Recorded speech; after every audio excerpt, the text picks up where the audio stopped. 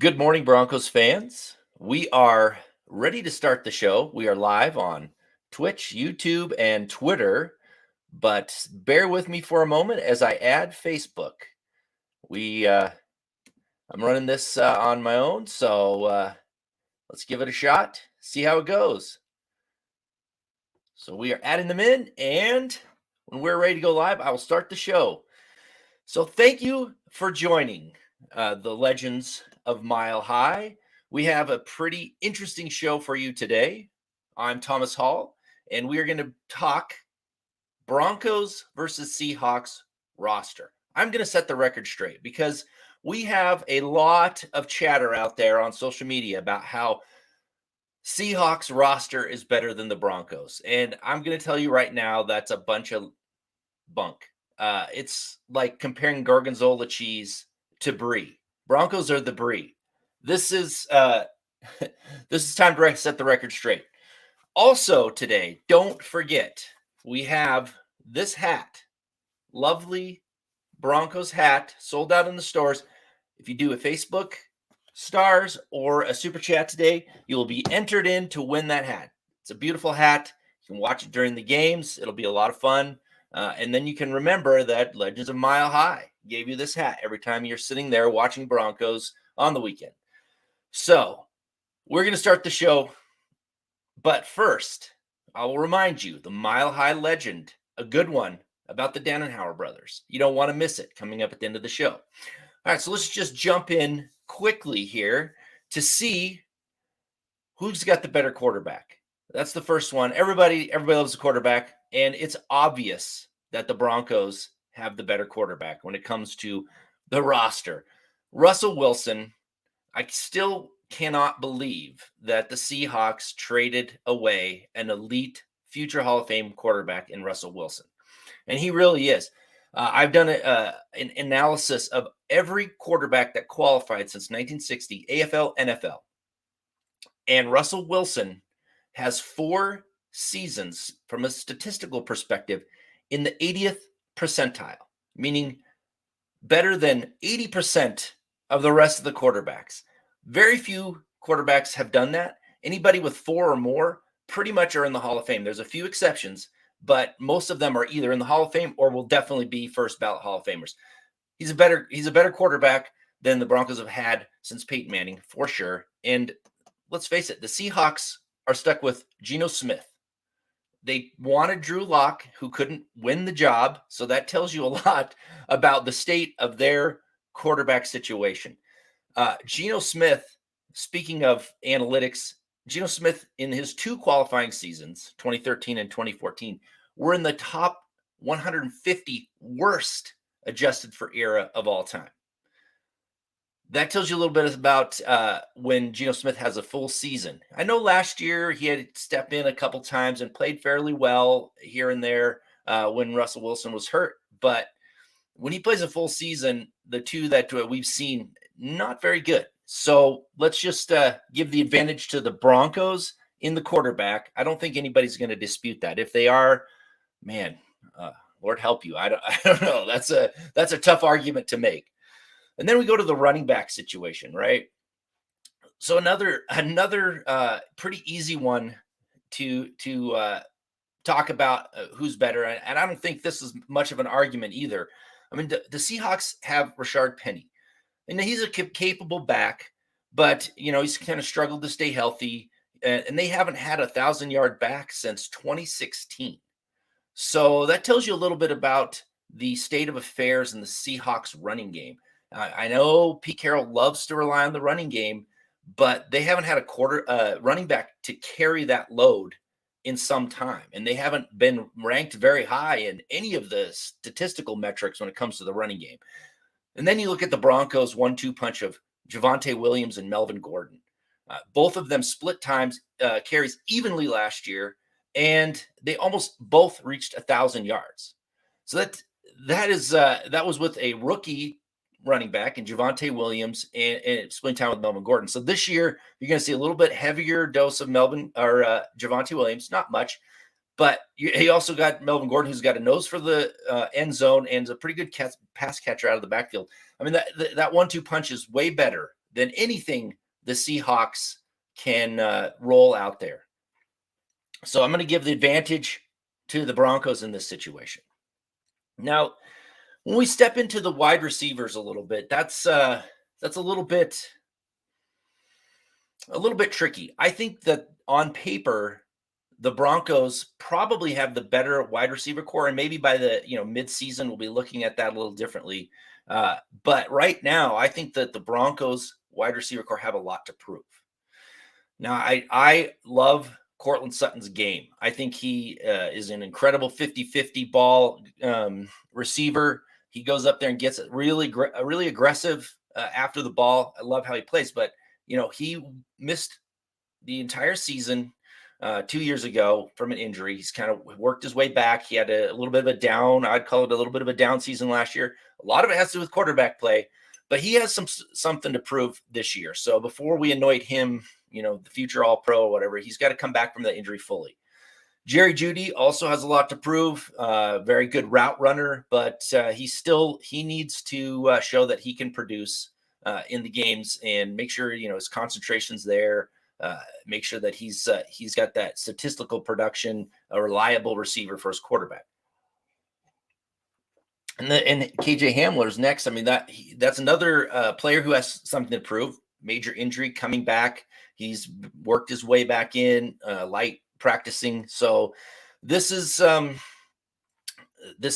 definitely an area where I think that they have a great core, but they got a lot to prove. And I'm going to say hi to Dave Glassman. Thank you for jumping in, Dave. Appreciate it.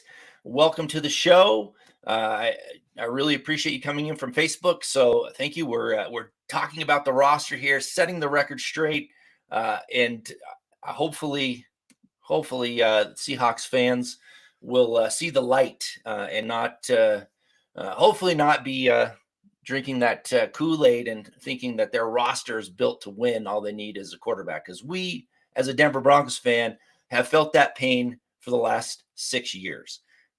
But I don't think the Seahawks roster is as good as they hope. So, and I'm going to continue to talk about that as we go through the wide receivers. And then after those the major names that I just talked about, we've got, a rookie in Montreal, Washington, Tyree Cleveland, Jalen Vigil, that they're definitely unproven. And so when you look at the Seahawks roster, when it comes to wide receivers, DK Metcalf has proven that he can be a big time wide receiver. I mean, he had a little bit of a down year last year, but he's definitely proven that he can play at a high level. And the same with Tyler Lockett. 3 consecutive 1,000-yard seasons.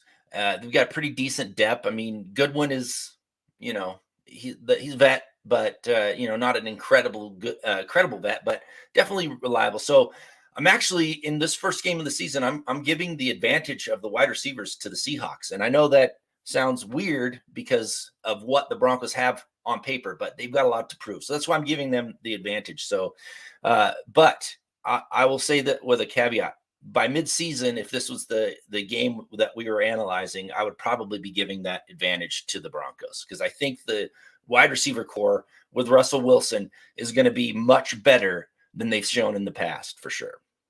And then we move into the tight ends, another kind of unknown for the Broncos, unfortunately. I know that they've got Albert O. He's a very fast tight end, but he still needs to round out his game. And then you've got Eric Saubert, who has done very little, but all of a sudden has come on in camp. I think he's got all the tools to be a great tight end this season. And I think he's really worked hard to become that. But again, another kind of question mark in my mind is how good those two are going to be.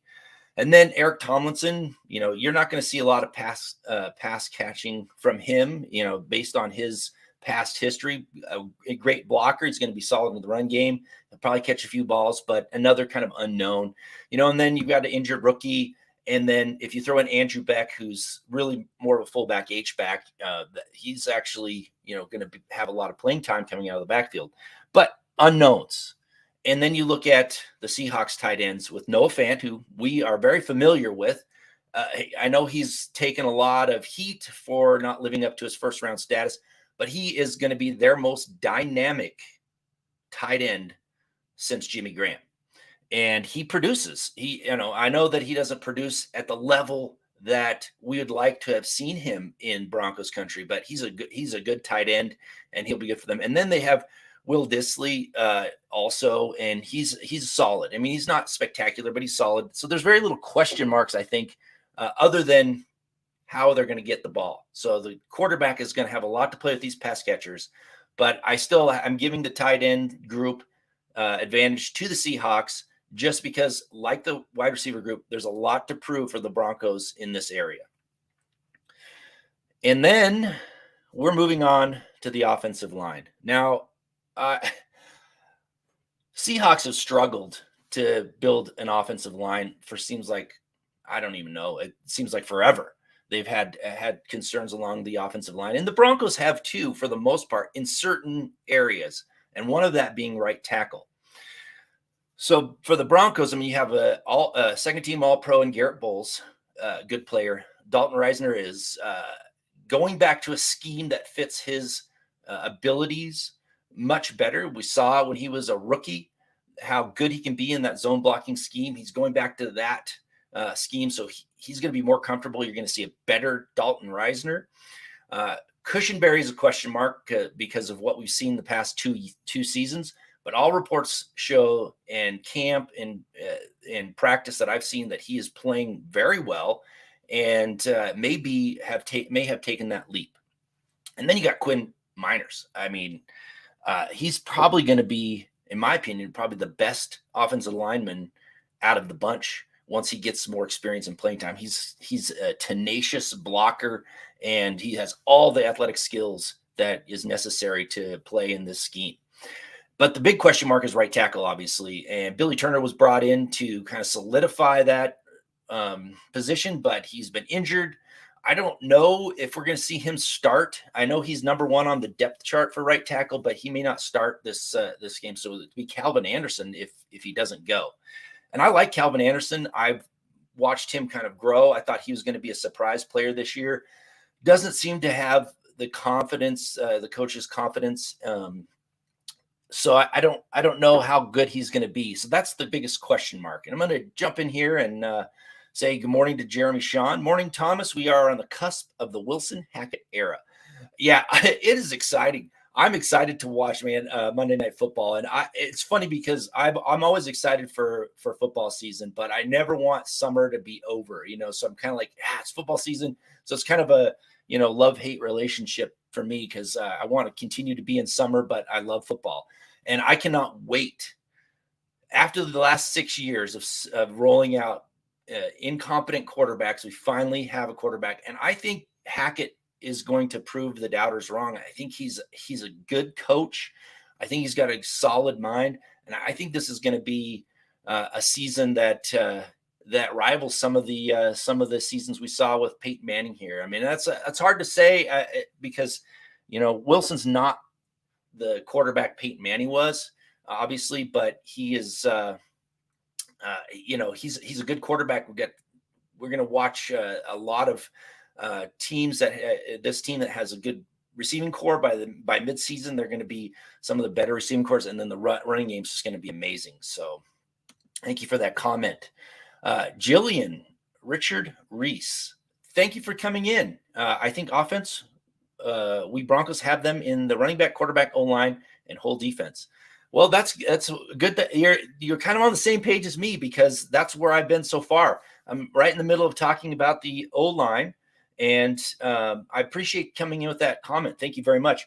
But you're right. Running back, quarterback, and O-line, because, I mean, if you think about the Seahawks offensive line, I mean, they're probably starting two rookies at the bookends. They've got either first-round choice, Charles Cross, and their third-round selection, Amen Lucas, are probably going to be the tackles. Now, I'm not saying that these are bad players. They're rookies, and that's a big risk if they're going to start two rookies on the bookend offensive line. When you have the pass rush that I'm going to talk about that the Broncos will have in week 1, it's going to be a rough go. And then their interior lines, Gabe Jackson, Austin Blythe, and Damian Lewis. And I mean, those are solid players. Don't get me wrong, but they're not elite players. I mean, they're not uh, all pro by any means. They're not Pro Bowlers really. So I think that the offensive line of Seahawks is going to struggle a little bit. So the advantage definitely goes to the Broncos. I mean, I think the only concern is in the wide receiver and tight end area. But again, like I said, the Broncos are going to they're going to show up, and by midseason, people are going to be talking about them as one of the better groups catching the ball, and mostly because the quarterback can actually get it to them.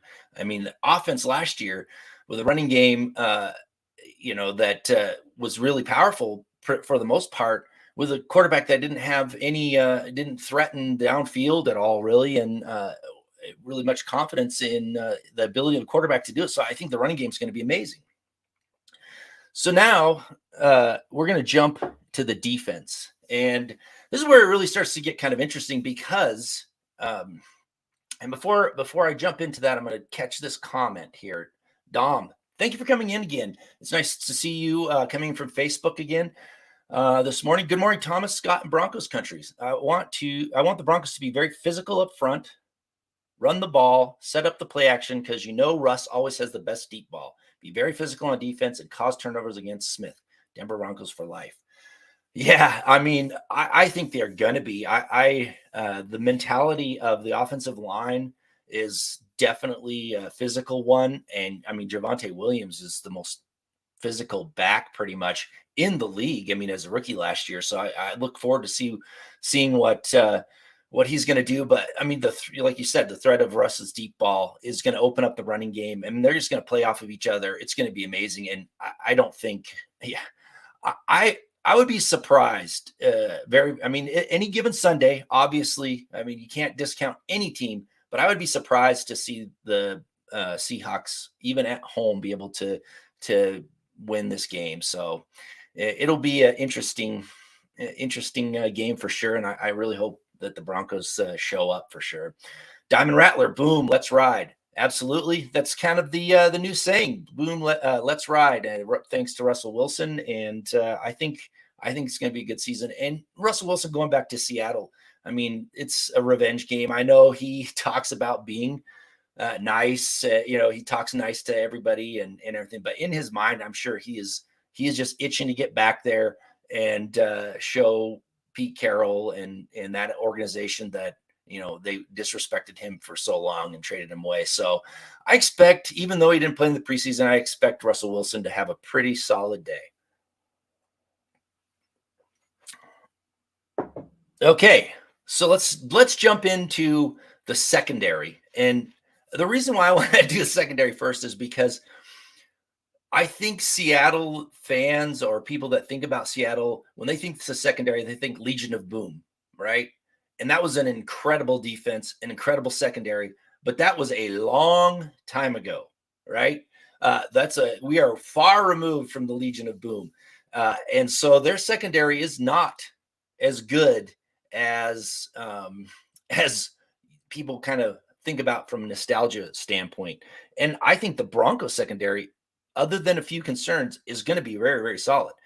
So I mean, let's talk about the Seahawks secondary for a little bit. I mean, Tariq Woolen, 5th round rookie, he may be getting the start. I don't know exactly how their depth chart's going to play out. I know that they kind of released one, but had a couple different players kind of lined up at number 1 together. So it's going to be a bit of a guess until they line up on the field, I think. And then you've got Mike Jackson. I mean, other inexperienced players bounce around the league. They do have 2 solid safeties. I will say that their safeties are solid. I mean, Jamal Adams and Quandre Diggs are very capable Pro Bowl, All Pro type players. So I mean, I'm not going to say that their secondary is totally trash, but they have some inexperience, and it's definitely not the Legion of Boom. Let me jump in here. We got some chat coming in. Thank goodness. Jeremy Sean, good to see you this morning. I can see Hackett using the run game like a boxer going to the body so he can set up the headshot. Wilson's deep ball when the moment is right. Absolutely.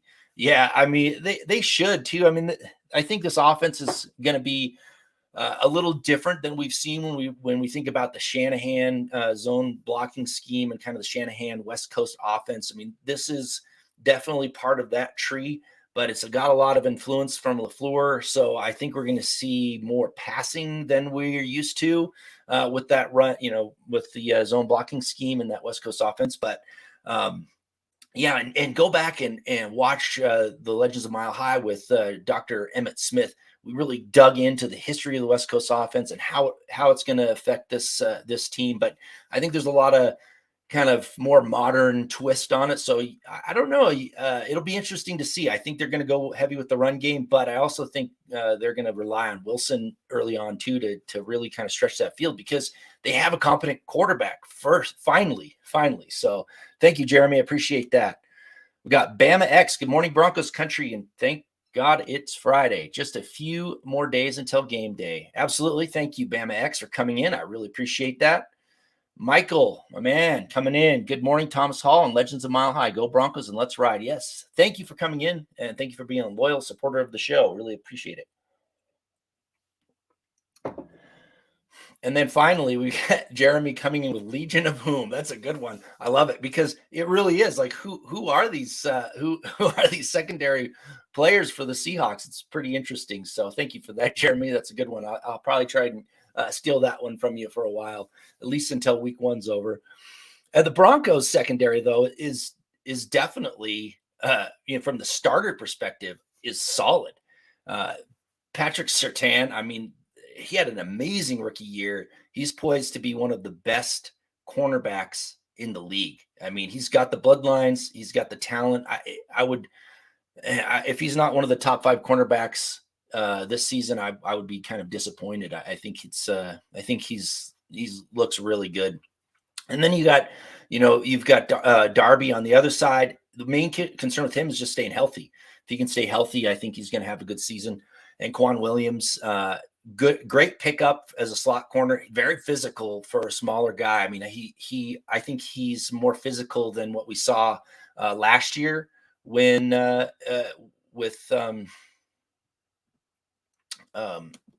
drawing a blank on his name. Kept getting injured. Sorry. But anyway, Williams is going to be good. And then Justin Simmons, for sure. All pro, one of the best safeties in the league. Got Kareem Jackson, another physical presence. It's just the advantage in the secondary obviously goes to the Broncos in this situation.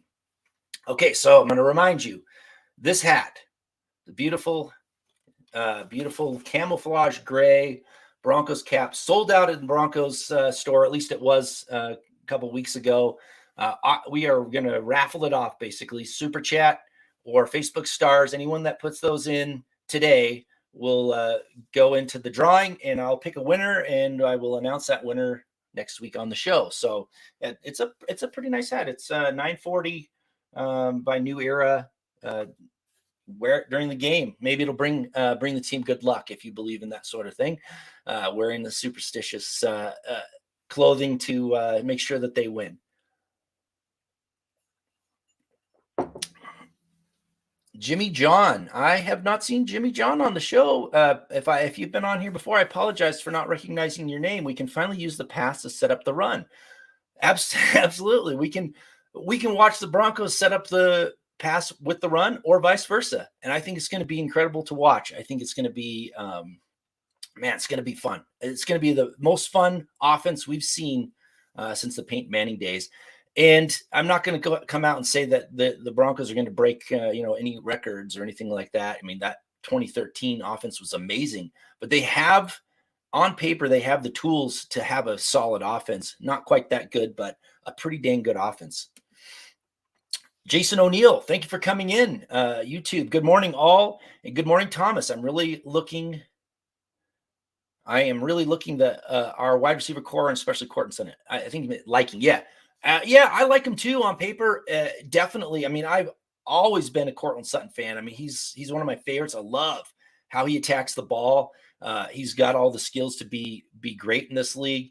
I just think they have a lot to prove. And a lot of that has to do with the fact that the quarterback situation was pretty bad last year. So, we can't put it all on all on their shoulders. But again, they have a lot to prove coming back from injury, coming back from a lower production season. So thank you for coming in with that. I appreciate that. But yeah, I like them too. And like I said, I think if this was mid-season, I think that we'd have a different outlook.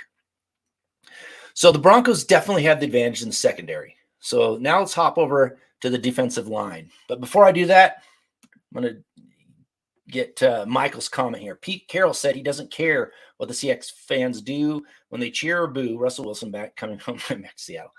Yeah, I'm sorry, man. I have some firsthand experience with Seahawks fan. I live very near Seattle. I grew up in Oregon, and then I was at Super Bowl 48.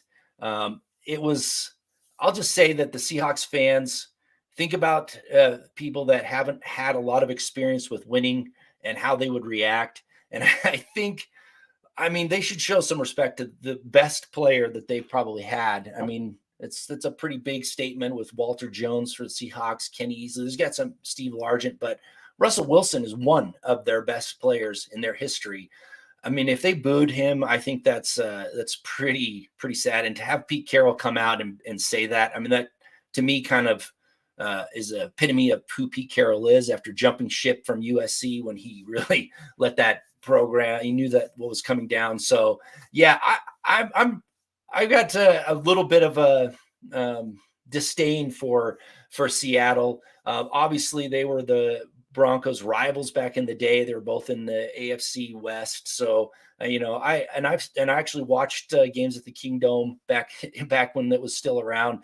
So I definitely have some firsthand knowledge on what Seattle fans do, and I expect them to boo. And I think it's kind of it's a rude thing to be doing, but whatever. Russell Wilson will hopefully go quiet them right away. So thanks for that, Michael. And so on to the defensive line. Again, but don't forget about the hat. Next week's show, I'll announce the winner. So don't forget to join in. Defensive line is one of those positions where I think the Broncos are going to be have one of the better defensive lines when the season ends, because they've got some great players. DJ Jones was the best free agent pickup this offseason. He's going to be incredible. And then Draymond Jones, he's been on the cusp of being that taking that next step for a couple of years. I think this is the year he finally does it. He's all the metrics I've seen show him making that leap with getting to the quarterback, pressures. I mean, he's going to be a great interior pass rusher. He actually looked a little bit bigger to me in practice and camp when I was there watching than he has been. So he may have put on a little bit of more muscle to kind of hold up, in that interior as well. So I look forward to that.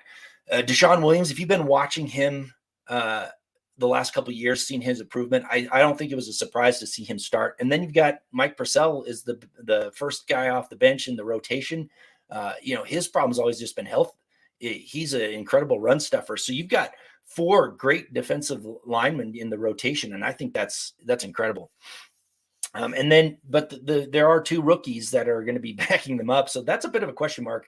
I love both of them. I think Uzurike is going to be he's going to be a force in the league down the road, but they both need development, Henningsen and him. But when you go to Seattle, you see a familiar face. So we know Shelby Harris. He was part of that trade. We know what he's like. Great guy, great at swatting the ball, pretty good interior pass rusher, but he doesn't hold up that great against the run. So I think the Broncos will be able to attack them. And then we got Al Woods on Seattle's defensive line. He's been a solid player. He's kind of bounced around the league, but he's 35. I mean, he's downside of his career. How is he going to hold up?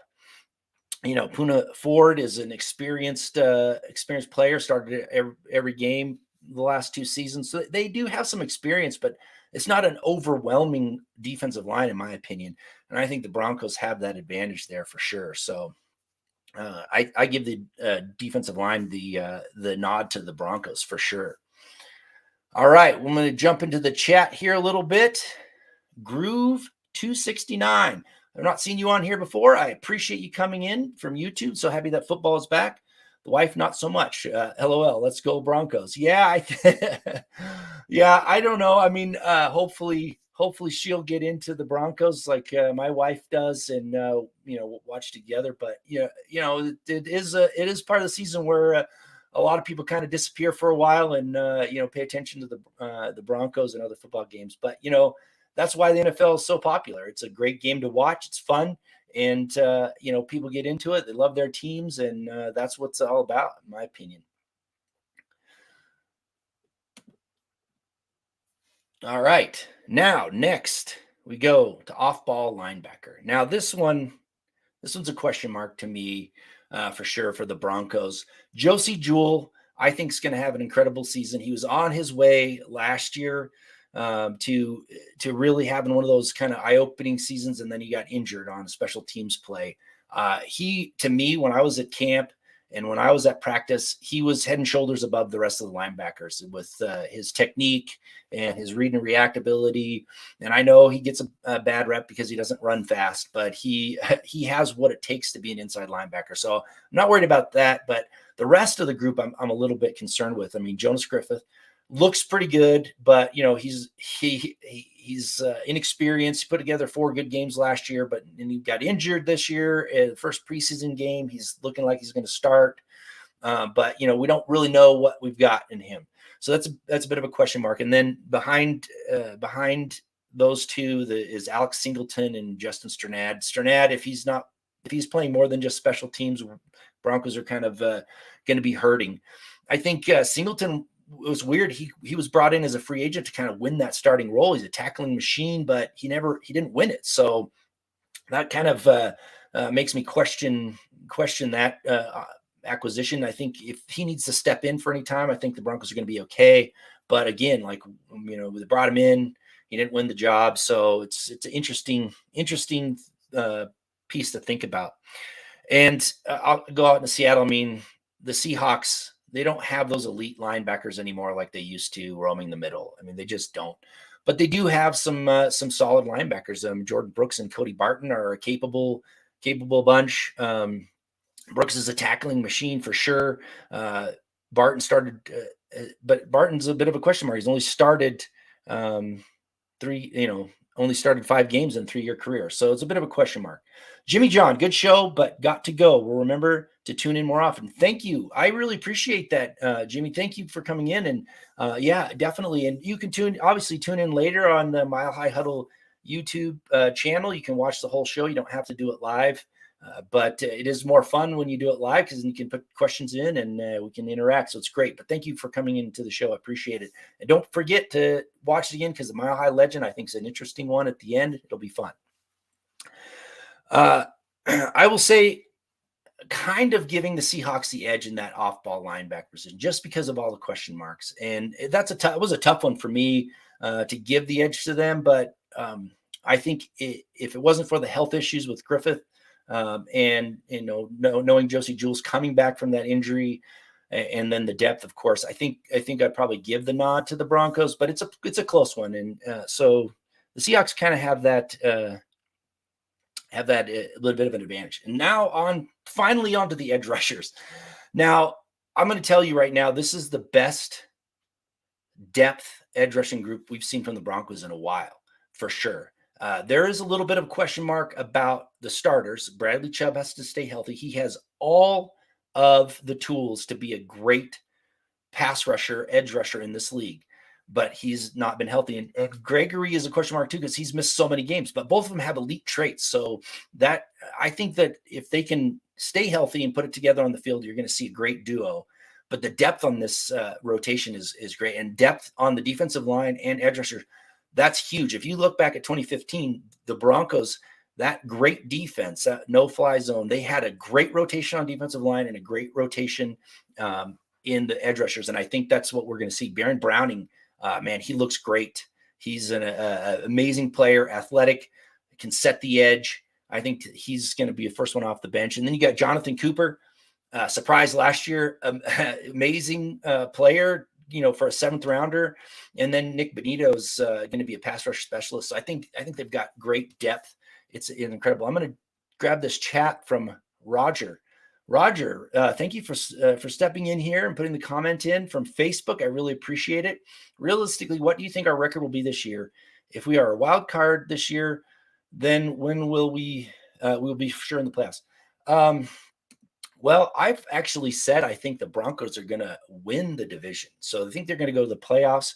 I think that the AFC West, whoever gets to 11 games, wins the division. I think that's because it's a tough division. There's not going to be any 14-win teams this year. The Raiders, the Chiefs, the Chargers have all set up their teams to win. Every team has a good quarterback, pretty much. I mean, I think Derek Carr is probably the fourth of the bunch, but all the teams are pretty much set up to win. But the Chiefs really didn't improve, I don't think. I mean, I don't want to count them out. They got Patrick Mahomes, obviously. Andy Reid's a great coach, but I don't think they are going to be as dominant as we've seen. And we've seen them kind of decline from their real heyday. So I think 11 wins is going to win the division. And I looked at the roster. I think the Broncos can do it. Really, if they win the games they're supposed to win, and they split the AFC West, which I think they will, the last 5 or 6 games there, they just basically have to go 500, and they're at 11 wins. So I think that they can do it. I think there's going to, injuries holding out. I think if everybody stays healthy, I think you're going to see Broncos actually win the division. And I think you'll see two other teams from the AFC West making the playoffs. But I think the Raiders probably not making the playoffs. I know people have a lot of hype for the Raiders. I don't trust Josh McDaniels. I don't trust Derek Carr that much. I know they've had the Broncos number the last few years, but this is a different ball game this year. So thank you for that comment. I appreciate it. So going back to the edge rushers, Seattle, their starting 2 edge rushers have averaged 3.5 sacks in their seasons per season. So I don't see that they have this incredible pass rushing duo. They're capable players, but they're not dynamic. They've got some inexperience really in the depth. So the edge rushing group definitely goes to the Broncos. So it's pretty easy to take when you break it down like that. It's pretty easy to look at the rosters and say the Broncos have the far superior rosters. I mean, even the question marks where I'm kind of giving Seattle the edge, I think, down the road that may not even be the case. So you got the quarterbacks, obviously the Broncos, running games, the Broncos, offensive line goes to the Broncos, defensive line goes to the Broncos, secondary and edge definitely go to the Broncos. And the other areas that I'm giving to Seattle are still, I'm kind of up in the air on that. So I think this roster talk has gotten way out of hand. I think the Broncos have a much better roster and a much better quarterback. All right. We're going to grab this from Michael. Thank you for coming in. Russell Wilson's about winning football games. Yes. Russell Wilson, I love his mental makeup. I love his attitude. We have not seen a quarterback put this much preparation and time in to be great since Peyton Manning. And there's a reason why you see quarterbacks make it to that elite status, because they put in the work. You can have all the tools, and if you don't put in the work, I mean, Paxton Lynch, he had the tools, but he didn't put in the work. I don't think Drew Lock put in enough work. He had the tools to be great, but he didn't have it mentally. He threw too many interceptions. You see these quarterbacks who have all these tools and they don't put in the time. They rely on their athleticism and their skill, and you can't do that in the NFL. Russell Wilson knows how to prepare, and I mean, he's been preparing since day one. I mean, bringing people down to San Diego to practice, and I mean, he's about winning. He lives and breathes football. Thank you for that comment. That's what you need in a quarterback. He has the talent too. I mean, he's got a great arm. I know that he was knocked for his size, but that has not been a problem. And people are, he doesn't throw over the middle. Well, that was the offense. That doesn't necessarily mean that he can't throw over the middle. And you're going to see a lot of over the middle throws this season because of the West Coast offense and how that offense is run. So, thank you for that comment, Russell Wilson. Yeah, it's a whole new era in Broncos country, and you should be savoring every moment of it, because at some point that quarterback is going to be retired, and we're going to be looking for a new quarterback. So savor this. It's the Broncos look back in history Every time they brought in a quarterback from another team that was a good quarterback, showed up and changed the organization. Charlie Johnson taught him how to win. That was a huge pickup. Craig Morton came in, got him to their first Super Bowl. Obviously, John Elway wasn't quite the same. It was a trade. He was a rookie, came in, but we know how that turned out. Yet Jake Plummer came in and kind of turned the franchise around into winning after struggling with Brian Griese, and then finally Peyton Manning. So it's a history of this happening.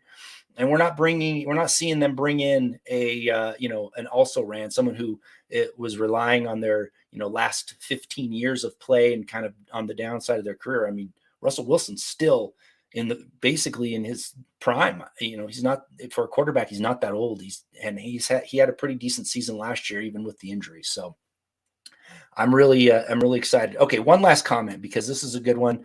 I talk about this all the time. Jeremy, it feels like Russ with Carroll was like Elway with Reeves, and now he has his Shanahan. Yeah. So that's interesting. I talk about that all the time because I compare the Tommy Maddox situation to the Russell Wilson situation. When Dan Reeves brought in Tommy Maddox, he drafted number 1. He wanted to trade John Elway and go with Tommy Maddox. Pat Bowlen stepped in and said no. He chose John Elway. It was the right decision. 2 Super Bowl back-to-back championships later, we know it was the right decision. The Seahawks did the opposite. They had a beef with their coach versus their quarterback, and they chose their coach. Wrong decision. Pete Carroll has been a good coach because I think he got really lucky in the draft. And all the later round picks that they got that made that team great back in the 2013, 2014, those were picks that people had passed over, and they ended up being great 4th round picks. And Richard Sherman. I mean, these were late round picks. You found Russell Wilson in the 3rd round. That was, you can't call it luck because they do a lot of research and a lot of poking and prodding, but a lot of teams passed them over. So it was a little bit of luck, and he has not had that luck lately. The bad drafts have caught up with him, and you're going to, it's interesting. They chose the wrong person. Pete Carroll's going to be probably looking for a job in a couple of years. So, especially if they stick with Geno Smith and Drew Lock. So, all right, it is time now for the Mile High Legend. I appreciate you all watching. Thank you very much. Again, this hat, Super Chat, Facebook stars. We will raffle it off. I'll get all the names after the show, and then I'll send it out to you, whoever wins it. So thank you very much for everyone that came in. Appreciate it. All right. The Dannenhauer brothers, Eldon and Bill, became the first brothers to play for the Denver Broncos. Both were on the field in the club's first year in 1960. Both had played college football in the state of Kansas, but only Bill was drafted into the NFL.